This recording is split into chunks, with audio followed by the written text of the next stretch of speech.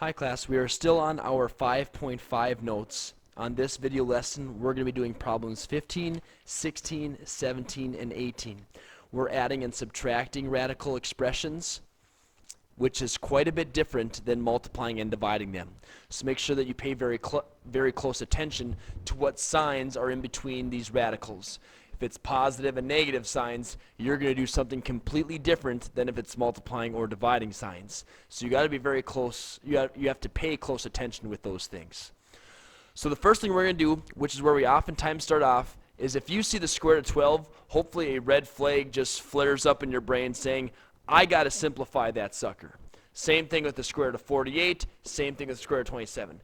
Simplify, simplify, simplify first, and then we're going to manipulate them.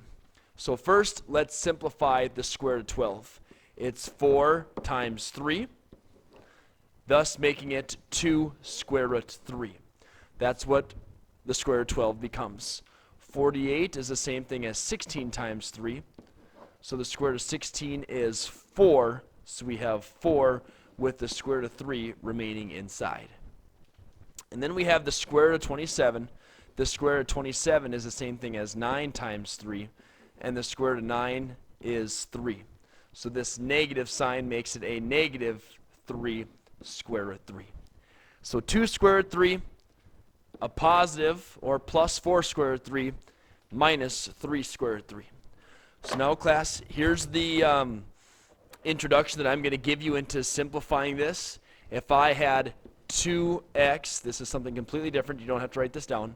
If I had 2x plus 4x minus 3x, what would you do here? You would say 2x plus 4x is 6x, and 6x minus 3x is 3x. What we call this is combining like terms. Same thing is true of radicals. If you have like radicals, square root 3, square root 3, square root 3, you can add their coefficients, 2, 4, and a negative 3. I'm going to say that again. If the radicals are the same, square root 3, square root 3, square root 3, if they are all the same, then you could add or subtract their coefficients. So we can add up 2 plus 4 to get 6, and 6 minus 3 to give 3. So 3, and then just like we only had one x, 2x plus 4x plus 3x, minus 3x is 3x. In the same way that we only get an x right here, we only have to write the square root of 3 one time. It's 3 times this like radical, which is the square root of 3. 3 square root 3 is our answer. You need proof? Fine, I will prove it to you. The square root of 12 in our calculator plus the square root of 48 minus the square root of 27. Let's do that. Square root of 12. I have a mess up here. I'm going to clear it because it looks gross. All right. The square root of 12. This is not going well. The square root of 12. I am going to add the square root of 48 plus the square root of 48. And then I'm going to subtract the square root of 27 minus the square root of 27. And that long decimal answer is 5.196. So if that's the case, class, which it is, when we simplify it, we should get that exact same decimal. So this 3 square root 3 should be the exact same decimal if I did it right. 3 times the square root of 3. Let's see if that is right. 3 multiplied by the square root of 3. When I press enter, I should get 5.196. 5.196. So as you can see, you can check your work even into this part of the lesson as well with adding and subtracting. So I want you guys to try number 16. You could only combine, you can't combine these three right now because the radicals are not all the same. Once the radicals are the same, by simplifying them, then you could add and subtract common radicals. So why don't you pause the video and try this one on your own. All right, when you try this on your own, You got this to be 49 times 2. And you got this to be 36 times 2. And you got this to be 16 times 2. So the square root of 98 is the same thing as 7 square root 2 minus 6 square root 2 plus 4 square root 2. And all the radicals are exactly the same. They're all square root 2's, so I can combine their coefficients. I'm combining like terms. 7 minus 6 is 1. 1 plus 4 is 5. 5 square root 2 is our answer for number 16. If you want to check your work on your calculator, I give you the freedom to do so. Number 17. We have 4 of them. So what I'm going to do is I'm just going to simplify each of these radicals first. Can I simplify the square root of 3? I cannot. So I'm just going to leave it as 3 square root 3. Can I simplify the square root of 72? Yes, it is 36 multiplied by 2. Minus 5 times the square root of 128, which the square root of 128, that is the same thing as 64 multiplied by 2. 64 times 2. And then I have this 108, which 108, the highest squared number that goes into that is 36. It's 36 multiplied by 3. So now I got to go another step in simplifying all of these.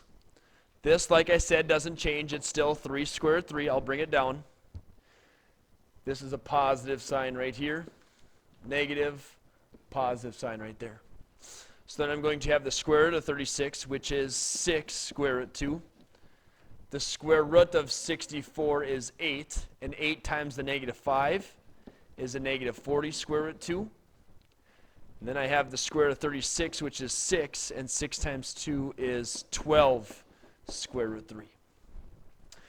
All right, once I've simplified them, I can only combine radicals that are exactly the same. So this square root 3 and this square root 2, I cannot combine by saying it's 6 plus 3 to make 9. I cannot do that. Okay, I can only combine radicals when they are exactly the same. So this square root 2 and this square root 2, those I can combine like terms by adding my coefficients. So 6 minus 40 is a negative 34 square root 2. So that takes care of this one and this one. And now I have 2 square root 3's, so I can combine their coefficients. 3 and 12 to make 15, plus 15 square root 3. So class, I'll accept this on a test.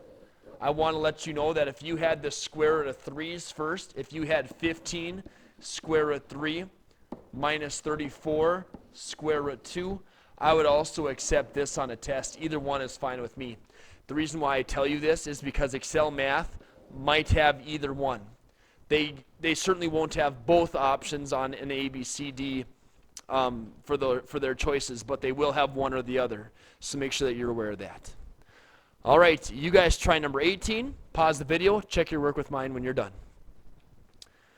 5 times 5 times 4 plus 6 times 4,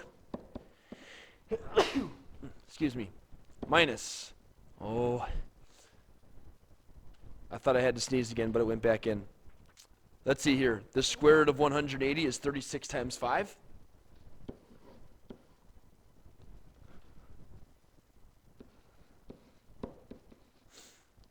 Plus 7 times 9 times 6. All right, so now we have the square root of 4 is 2. 2 times 5 is 10 square root of 5. Plus the square root of 4 is 2. So we have 2 square root of 6.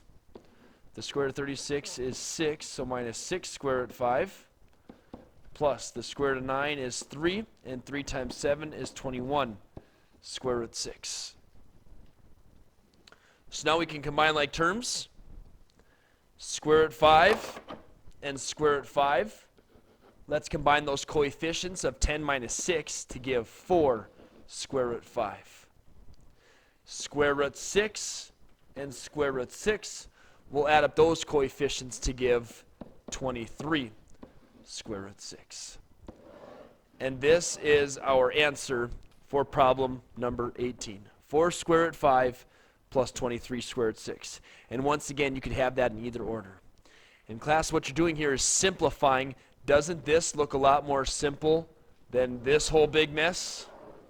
Or going back 2 problems, this has 3 different terms, and you're simplifying it to just 1 term. Simplifying generally means condensing, getting it into less stuff. You're simplifying it, and that's the benefit of this. So that was adding and subtracting. Make sure you let me know if you have any questions in class tomorrow.